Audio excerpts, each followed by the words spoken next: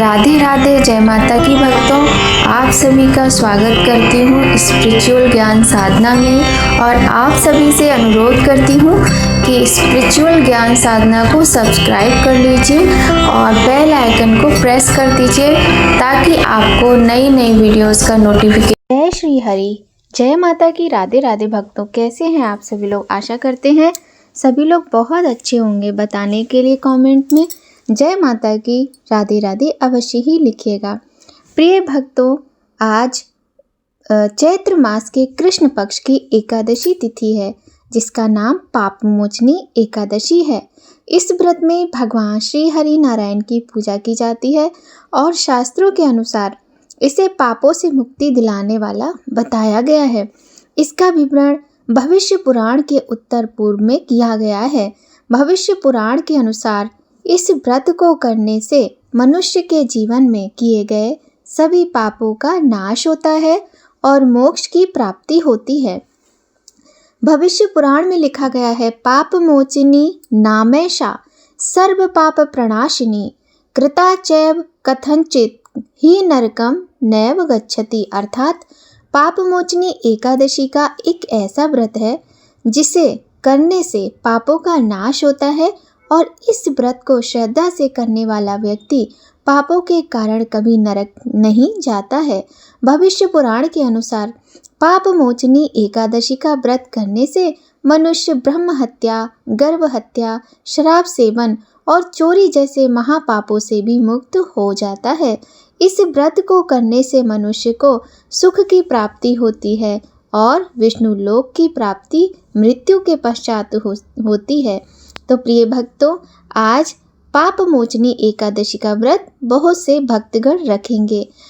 आज हम आपको पाप मोचनी एकादशी की बहुत ही सुंदर कथा सुनाने वाले हैं जो कि प्रत्येक व्यक्ति को पापों से मुक्ति दिलाती है।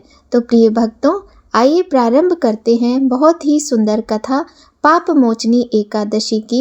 ये अत्यंत पौराणिक प्राचीन कथा है। सभी भक्तगणों से निवेदन है कि सभी लोग पूर्ण श्रद्धा भक्ति के साथ इस पावन पुण्यदायी कथा का श्रवण कीजिएगा। तो आइए भक्तों, प्रारंभ करते हैं आज की ये सुंदर कथा। बोलिए गणेश भगवान की जय, गौरी शंकर भगवान की जय, लक्ष्मी नारायण भगवान की जय। अर्जुन ने भगवान श्री कृष्ण से कहा, हे मधुसूदन, आपने फाल्गुन मास के शुक्ल पक्ष की एकादशी अर्थात आमल की एकादशी के बारे में विस्तार पूर्वक बतलाया। अब चैत्र माह के कृष्ण पक्ष में आने वाली एकादशी का क्या नाम है तथा उसकी विधि क्या है, कृपा करके आप मेरी बढ़ती हुई जिज्ञासा को शांत करें। भगवान श्री कृष्ण ने कहा, हे अर्जुन, चैत्र मास के कृष्ण पक्ष की एकादशी को पाप मोचनी एकादशी के नाम से जाना जाता है। एक बार की बात है, पृथ्वीपति राजा मानधाता ने लोमश ऋषि से यही प्रश्न किया था जो तुमने मुझसे किया है। अतः जो कुछ भी ऋषि लोमश ने राजा मानधाता को बतलाया वही मैं तुमसे कह रहा हूँ। राजा मानधाता ने धर्म के गुह्यतम रहस्यों के ज्ञाता महर्षि लोमश से पूछा, हे ऋषि श्रेष्ठ, मनुष्य के पापों का मोचन किस प्रकार संभव है? कृपा कर कोई ऐसा सरल उपाय बताएं जिससे सभी को सहज ही पापों से छुटकारा मिल जाए। महर्षि लोमश ने कहा, हे नृपति, चैत्र मास के कृष्ण पक्ष की एकादशी का नाम पाप मोचनी एकादशी है। उसके व्रत के प्रभाव से मनुष्यों के अनेक पाप नष्ट हो जाते हैं।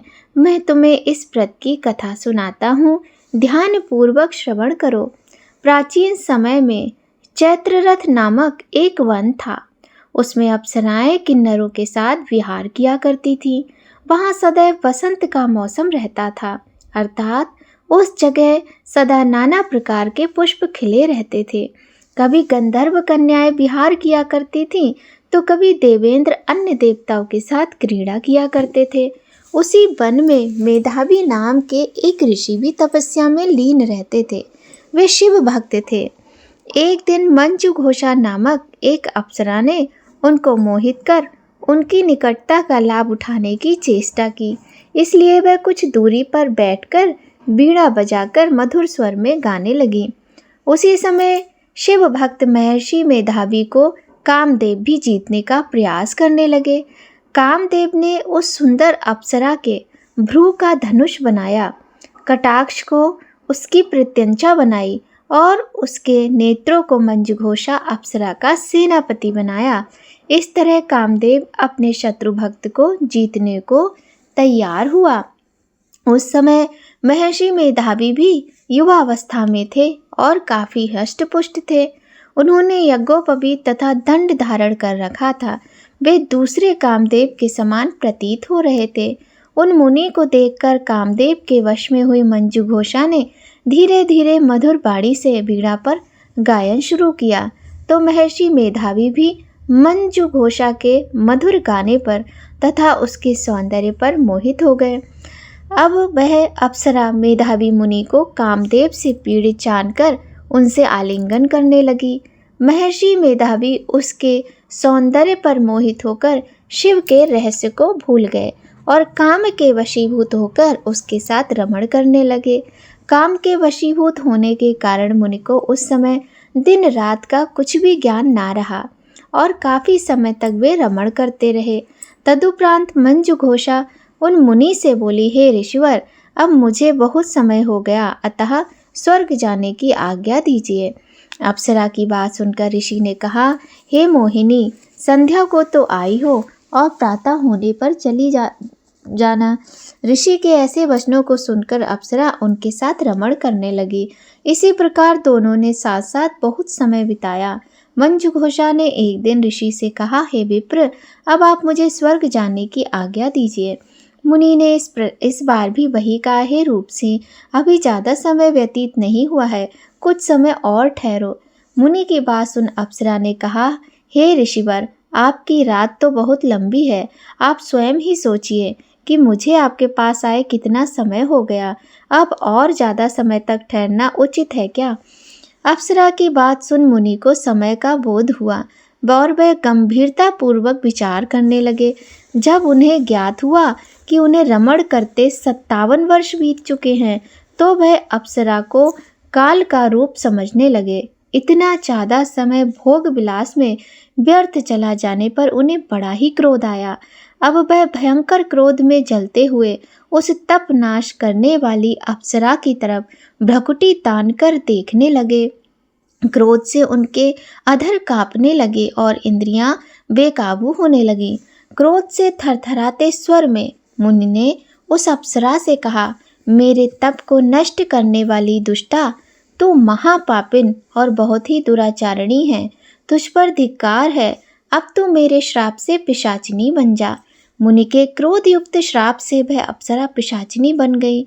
यह देख वह व्यथित होकर बोली, हे ऋषिवर, अब मुझ पर क्रोध त्याग कर प्रसन्न होइए और कृपा करके बताइए कि इस श्राप का निवारण किस प्रकार होगा। इस प्रकार से उस अप्सरा ने कहा, विद्वानों ने कहा है कि साधुओं की संगत अच्छा फल देने वाली होती है। आपके साथ तो मेरे बहुत वर्ष व्यतीत हुए, अतः अब आप मुझ पर प्रसन्न हो जाइए, अन्यथा लोग कहेंगे कि एक पुण्य आत्मा के साथ रहने पर मंजुघोषा को पिशाचिनी बनना पड़ा। मंजुघोषा की बात सुनकर मुनि को अपने क्रोध पर अत्यंत ग्लानि हुई, साथ ही अपनी अपकीर्ति का भय भी हुआ। अतः पिशाचिनी बनी मंजुघोषा से मुनि ने कहा, तूने मेरा बड़ा बुरा किया है, किंतु फिर भी मैं तुझे इस श्राप से मुक्ति का उपाय बतलाता हूँ। चैत्र मास के कृष्ण पक्ष की जो एकादशी है, उसका नाम पाप मोचनी है। उस एकादशी का उपवास करने से तेरी पिशाचिनी देह से तुझे मुक्ति मिल जाएगी। ऐसा कहकर मुनि ने उसको व्रत का सब विधान समझा दिया। फिर अपने पापों का प्रायश्चित करने के लिए वे अपने पिता च्यवन ऋषि के पास पहुँचे। च्यवन ऋषि ने अपने पुत्र मेधावी को देखकर कहा, हे पुत्र, ऐसा क्या किया है तूने कि तेरे सभी तप नष्ट हो गए, जिससे तुम्हारा समस्त तेज मलिन हो गया है। मेधावी मुनि ने लज्जा से अपना सिर झुकाकर कहा, पिताश्री, मैंने एक अप्सरा से रमण करके बहुत बड़ा पाप किया है। इसी पाप के कारण संभवतः मेरा सारा तेज और मेरे तप नष्ट हो गए हैं। कृपा करके आप इस पाप से छूटने का उपाय बताइए।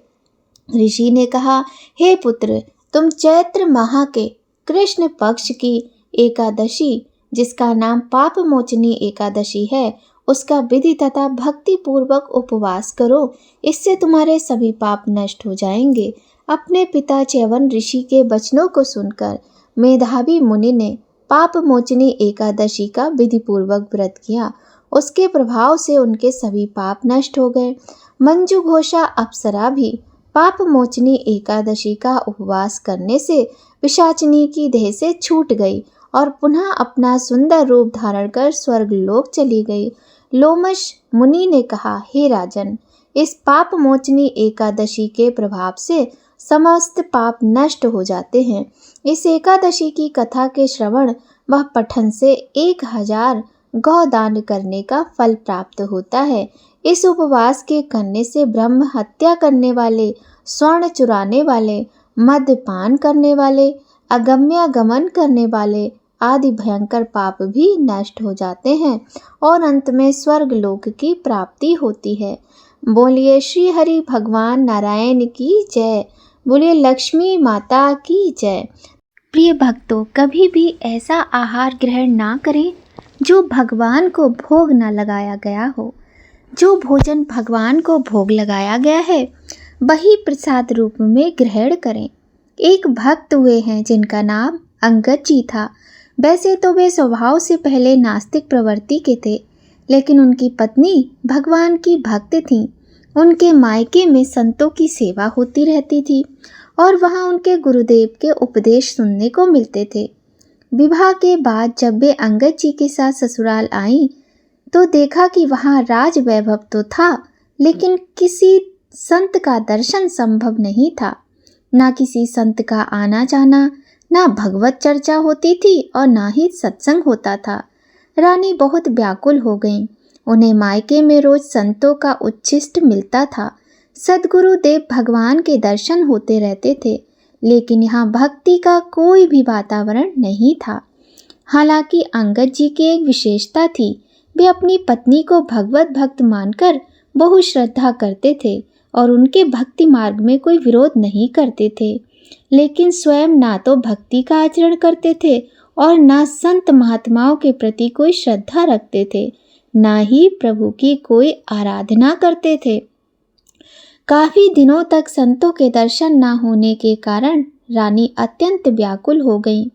उन्होंने अपने मायके पत्र लिखकर प्रार्थना की कि सद्गुरु देव भगवान से निवेदन करें कि कृपा करके एक बार यहाँ पधारें और दर्शन दें, क्योंकि मैं यहाँ से बाहर नहीं जा सकती और मेरे पति संतों के प्रति श्रद्धावान नहीं हैं।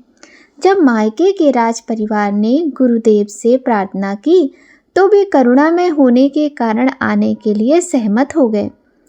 गुरुदेव के आगमन से रानी अत्यंत हर्षित हो गईं।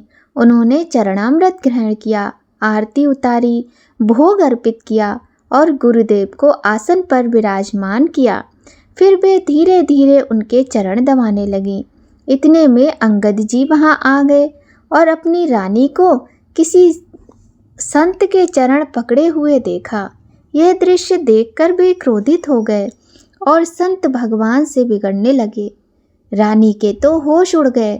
इतनी प्रार्थना के बाद गुरुदेव स्वयं पधारे थे और जब उनके पति ही उनका अपमान कर रहे हैं, लेकिन गुरुदेव ने रानी की ओर देखकर शांत रहने का संकेत दिया और फिर उठे और वहां से चले गए। रानी ने दृढ़ संकल्प लेते हुए कहा, अब मैं अपना जीवन नहीं रखूंगी। जब मेरे गुरुदेव भगवान का अपमान हो गया तो ना मैं तुम्हारा स्पर्श करूंगी, ना तुमसे कोई वार्तालाप करूंगी, ना ही तुम्हारे घर का अन्न जल ग्रहण करूंगी। मैं अपने इस शरीर को नष्ट कर दूंगी, क्योंकि मेरे ही बुलाने पर मेरे गुरुदेव का अपमान हुआ है। अंगद जी अपनी पत्नी पर अत्यंत आसक्त थे। उनकी ये प्रतिज्ञा सुनकर उनका हृदय व्याकुल हो उठा।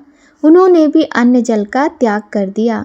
जब कई दिन बीत गए तो वे अपनी पत्नी के चरण पकड़कर बोले, तुम जानती हो कि मैं तुम्हारे बिना जीवित नहीं रह सकता। कृपया मुझे बताओ कि तुम्हें कैसे प्रसन्न कर सकता हूँ।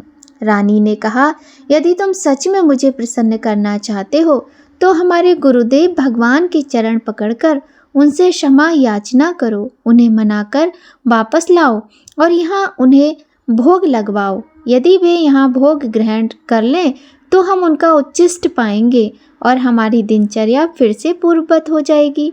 अंगद जी भक्ति भाव से नहीं बल्कि अपनी पत्नी के प्रति आसक्ति के कारण उनके गुरुदेव के पास गए। उन्होंने उनके चरण पकड़कर क्षमा मांगी। संतों का स्वभाव ही करुणामय होता है।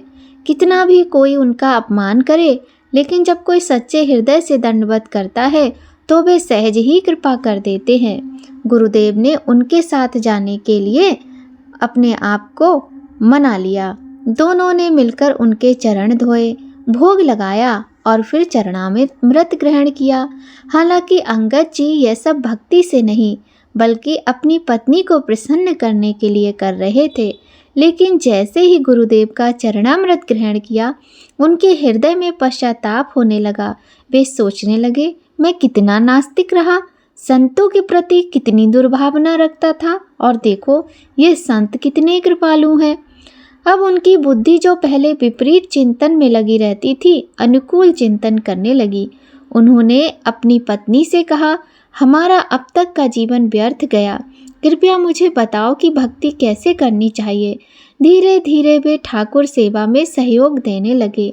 अब बिना भोग लगाए वे कुछ भी ग्रहण नहीं करते थे। वर्षों से उनकी यही दिनचर्या बन गई, पहले ठाकुर जी को भोग लगाना और फिर केवल प्रसाद ही ग्रहण करना। साथ ही अंगद जी ने 4 पार्षद नियुक्त कर दिए, जिनका कार्य था कि जहाँ कहीं भी संत दिखाई दे उन्हें घर बुलाकर भोग लगवाएं। अंगद जी बहुत वीर पुरुष थे और राजा के भतीजे भी थे। एक बार उन्होंने किसी राजा पर आक्रमण किया और विजय प्राप्त कर उसका मुकुट जीतकर ले आए। उस मुकुट में 101 हीरे जड़े थे, जिनमें से एक हीरा अत्यंत अमूल्य था। अंगद जी को इस विशेष हीरे का मूल्य और महत्व ज्ञात था। उन्होंने शेष हीरे विजय प्राप्त राजा को लौटा दिए, लेकिन वह अमूल्य हीरा अपने पास रख लिया और कहा, यह हीरा तो जगन्नाथ जी के मुकुट पर जड़ेगा। राजा के कुछ मंत्री और विषयी स्वभाव के दरबारियों ने राजा को उकसाया, उस हीरे की कीमत आपके पूरे खजाने से भी अधिक है, आपको उसे हर हाल में वापस लेना चाहिए। राजा ने नम्रता से अंगद जी से आग्रह किया, कृपया वह हीरा हमें दे दीजिए, लेकिन अंगद जी भी अडिग रहे, नहीं, ये हीरा हमने जगन्नाथ जी को अर्पित कर दिया है। मनुष्य की बुद्धि बदलने में देर नहीं लगती। राजा की बुद्धि में भी विकार आ गए और उसने ठान लिया कि अंगद जी को मार दिया जाए, लेकिन क्योंकि वे उसके चाचा थे, उन्हें सीधे मारना उचित नहीं लगा था, वरना राज दरबार में निंदा होगी। राजा ने एक षड्यंत्र रचा। उसने अंगद जी की बहन, जो राजमहल की रसोई तैयार करती थी, उसको अपने पक्ष में करने का प्रयास किया। राज परिवार में भोजन अत्यंत विश्वसनीय लोगों द्वारा ही बनाया जाता था और अंगद जी की बहन इसी कार्य में लगी हुई थी। राजा ने उसे लालच देते हुए कहा, तुम जितना धन चाहोगी उतना दूंगा, बस तुम अंगद जी के भोजन में विष मिला दो। राजा ने अपने सामने विष लाकर दिया और उसे भोजन में मिलवा दिया। अंगद जी को इस षड्यंत्र का कोई आभास नहीं था। उनका जैसा नियम था, उन्होंने भोजन को पहले ठाकुर जी को अर्पित किया, भोग लगाया और फिर भोजन करने बैठ गए। अंगद जी की बहन की बेटी, जो प्रतिदिन उनके साथ बैठकर भोजन करती थी, अचानक घर से गायब कर दी गई। अंगद जी ने पूछा, बिटिया कहाँ है, उसे बुलाओ। बहन ने झूठ कहा कि वह खेलने चली गई है। अंगद जी ने दृढ़ता से कहा, नहीं, जब तक वह नहीं आएगी तब तक मैं भोजन नहीं करूँगा। उनके इन शब्दों का गहरा प्रभाव उनकी बहन पर पड़ा। वह विचार करने लगी कि जो व्यक्ति मेरी पुत्री से इतना प्रेम करता है, क्या मैं उसे विष देकर मार सकती हूँ। अंततः उसने रोते हुए कहा, भैया भोजन मत ग्रहण करना। अंगद जी चौंक गए, बोले, क्यों? वह फूट फूट कर रोने लगी। राजा ने मुझे प्रलोभन देकर प्रेरित किया था, मेरी बुद्धि भ्रष्ट हो गई और मैंने इस भोजन में विष मिला दिया है। अंगद जी ने अपनी बहन से कहा, तुम्हें चिंता करने की आवश्यकता नहीं है, मैंने ये भोजन पहले ही ठाकुर जी को अर्पित कर दिया है। यदि ये भोजन विषाक्त था तो अब ये ठाकुर जी का प्रसाद बन चुका है, मैं इसे कैसे त्याग सकता हूँ।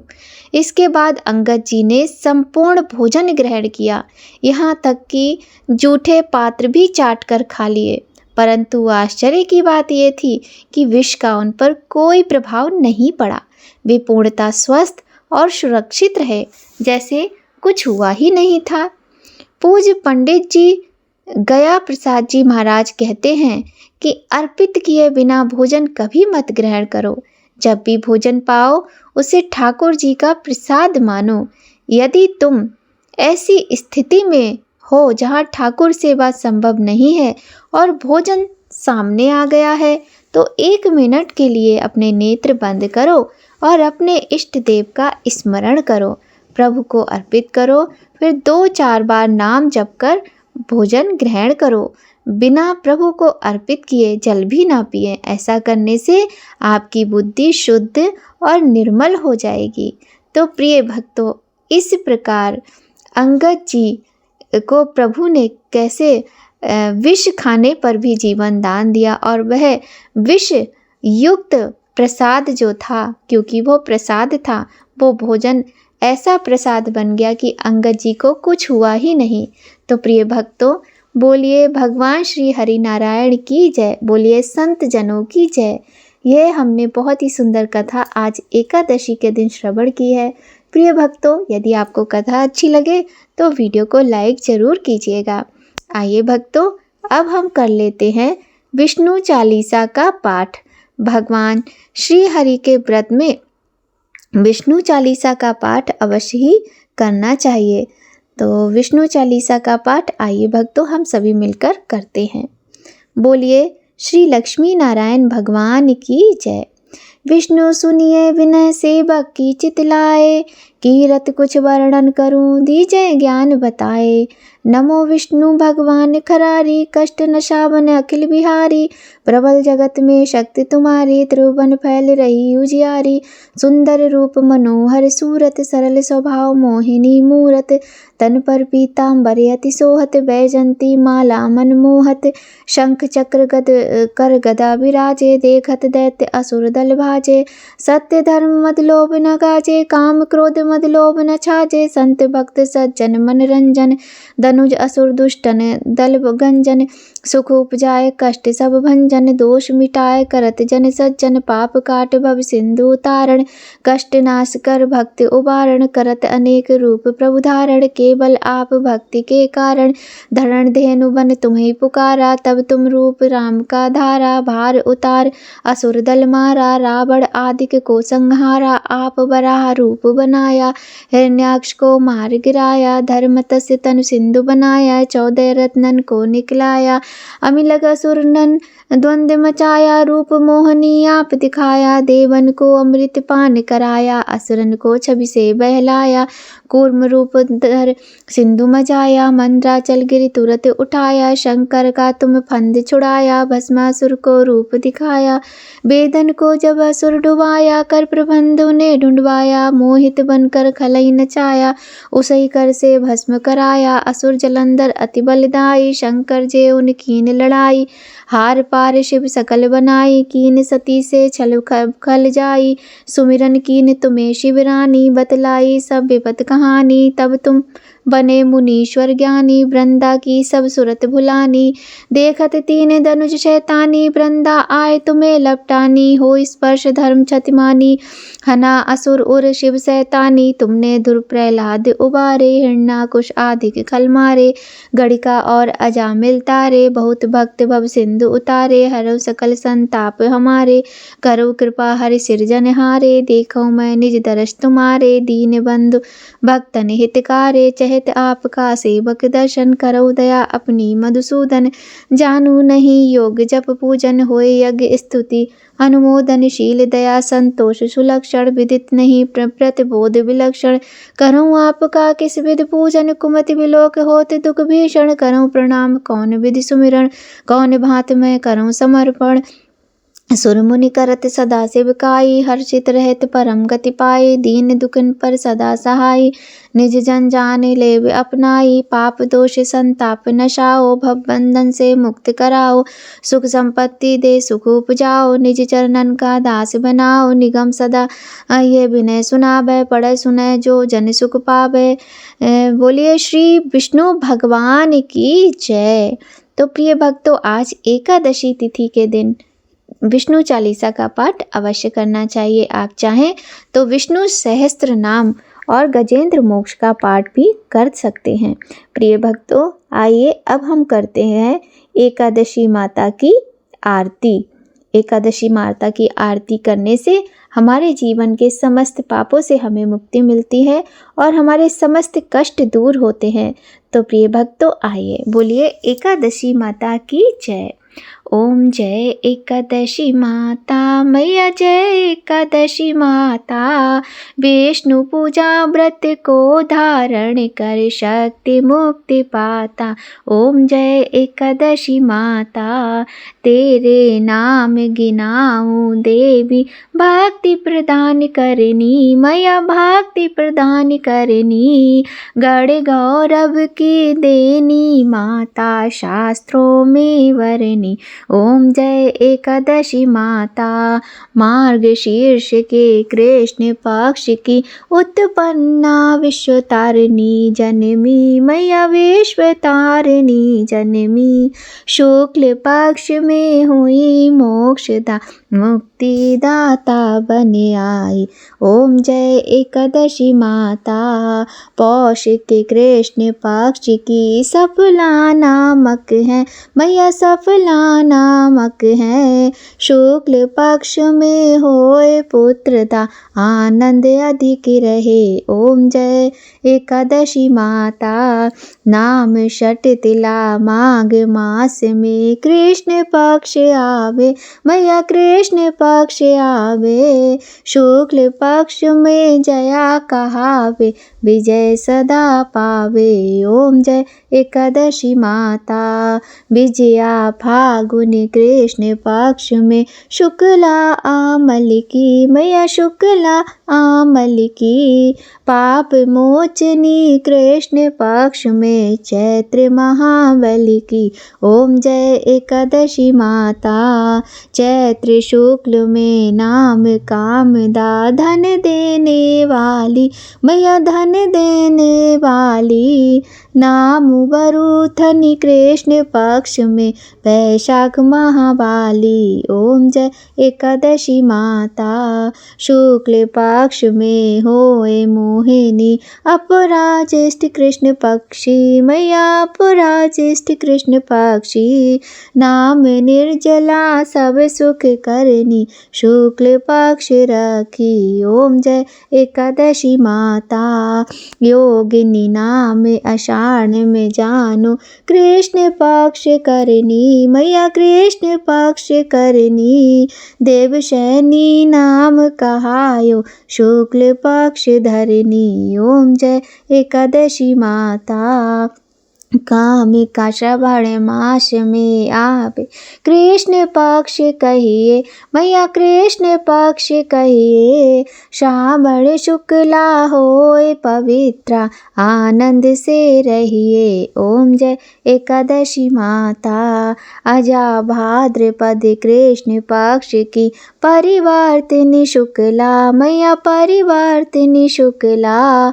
इंद्रा आश्विन कृष्ण पक्ष में व्रत से भव सागर निकला। ओम जय एकादशी माता, पापांकुशा है शुक्ल पक्ष में, आप हरनिहारी मैया, आप हरनिहारी। रमा मास कार्तिक में आवे, सुखदायक भारी। ओम जय एकादशी माता, देवोत्थानी शुक्ल पक्ष की दुख नाशक मैया, मैया दुख नाशक मैया, पावन मास में करूं विनती, पार करो नैया। ओम जय एकादशी माता, परमा कृष्ण पक्ष में होती, जन मंगल करनी मैया जन मंगल करनी। शुक्ल पक्ष में मैया मेरी, शुक्ल पक्ष में मैया मेरी, होए पद्मिनी दुख हरनी। ओम जय एकादशी माता, जो कोई आरती एकादशी की भक्ति सहित गावे, मैया भक्ति सहित गावे, जन गुर दिता स्वर्ग का वासा, निश्चय वह पावे। ओम जय एकादशी माता, मैया जय एकादशी माता। बोलिए एकादशी मैया की जय। तो प्रिय भक्तों, आज की बहुत ही सुंदर कथा के साथ विष्णु चालीसा और माँ एकादशी की इस आरती के साथ आज की इस वीडियो का यहीं पर समापन करते हैं और वीडियो संपन्न होती है। प्रिय भक्तों, वीडियो अच्छी लगी हो तो लाइक करें, चैनल पर यदि पहली बार आए हैं तो सब्सक्राइब करें, बेल आइकन प्रेस कर दें ताकि आपको आने वाली महत्वपूर्ण वीडियोस का नोटिफिकेशन समय पर मिल जाए। तो भक्तों, आज की वीडियो में बस इतना ही। मिलते हैं आपसे नई कहानी, नई जानकारी के साथ नए वीडियो में। तब तक सभी लोग खूब खुश रहिए, स्वस्थ रहिए, प्रसन्न रहिए। लक्ष्मी नारायण भगवान की कृपा आप सभी पर सदा बनी रहे। जय माता की भक्तों, राधे राधे।